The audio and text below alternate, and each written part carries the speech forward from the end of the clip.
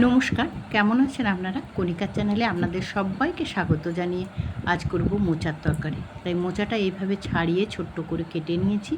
কেটে নিয়ে মোচাটা আমি, যেহেতু কাঁচকলার মোচা, তাই একটুখানি তেঁতুল জল দিয়ে নুন হলুদ দিয়ে এই কাঁচকলার মোচাটা সেদ্ধ করে নিয়ে জলটা আমি ফেলে দিয়েছি, পরিষ্কার করে নিয়েছি। আর আজকের আমার এই মোচা রান্না হবে খেসারির ডাল দিয়ে। এই খেসারির ডালটা আমি নিয়ে নিয়েছি একটুখানি, দিয়ে খেসারির ডালটাকে আমি পরিষ্কার করে ধুয়ে নিচ্ছি। পরিষ্কার করে খেসারির ডালটা ধুয়ে কড়াইতে একটুখানি জল দিয়ে খেসারির ডালটা দিয়ে দিচ্ছি। দিয়ে খেসারির ডালটা বেশি সময় লাগবো না, শুধু এই জলে ডালটার মুখ ফাটা পর্যন্ত আমি একটুখানি অপেক্ষা করব। এই দেখুন, আমার খেসারির ডালটা একদম ফুটে গেছে আর মুখটা একটু ফাট ধরেছে। এইভাবে আমি এবারে নামিয়ে নেব। নামিয়ে নিয়ে এই ডালটাকে আমি কুকারে দিয়ে দেবো। আপনারা যদি এখানে পারেন সেদ্ধ করতে, সেদ্ধ করবেন, কিন্তু কণিকাতির হাতে সময়টা বড্ড অল্প থাকে, তো তাই খুব তাড়াতাড়ি এবং খুব সুসিদ্ধ হয়ে যাবে, চটজলদি হয়ে যাবে রান্নাটা।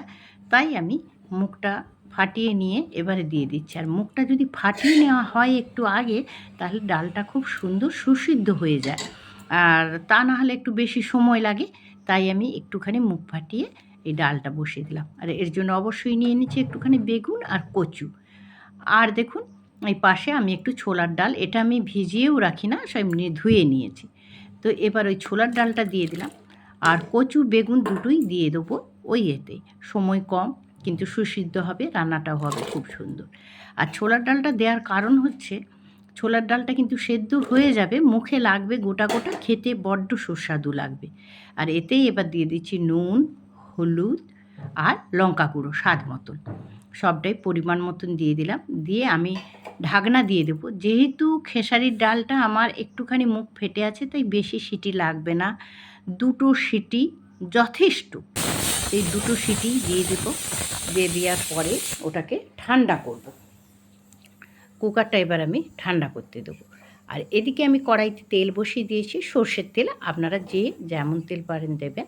এখানে 5 ফোড়ন নিয়েছি, গোটা জিরে আর একটা শুকনো লঙ্কা, কারণ আমি লঙ্কা গুঁড়ো তো আগে আমি দিয়েছি।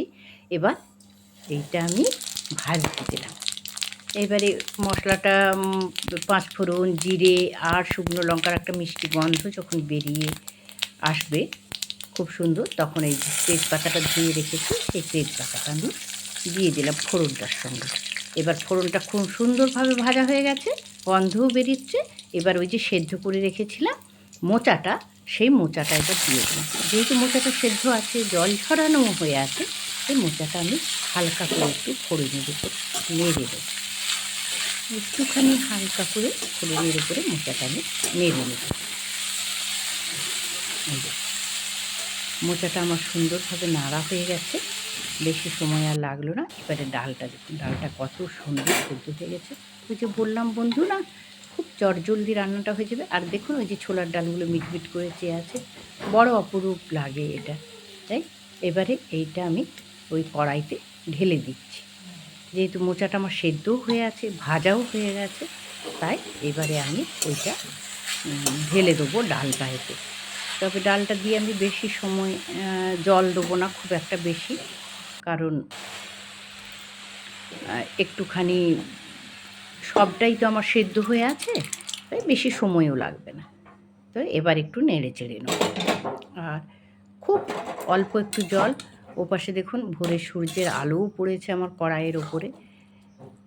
আমার রান্নাঘরটা তো একদম পুকুরের পাড়ে, আর কি সুন্দর জায়গাটা।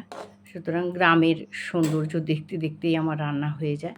এই দেখুন, ঠিক এই রকম, খুব বেশি জলও দিলাম না। অবশ্যই একটু মিষ্টি, এটা তো আপনারা জেনেই গেছেন, কণিকাদি মানে সবজিতে একটু মিষ্টি পড়বে। এবার একটু নারকেল কোড়া, আমার নিরামিষ রান্না হলে না আমার একটু নারকেল কোড়া দেওয়া হয়, এটা আমাদের বাড়িতে হয় নারকেল কোড়াটা। তাই এবার একটু নারকেল কোড়া দিয়ে দিলাম।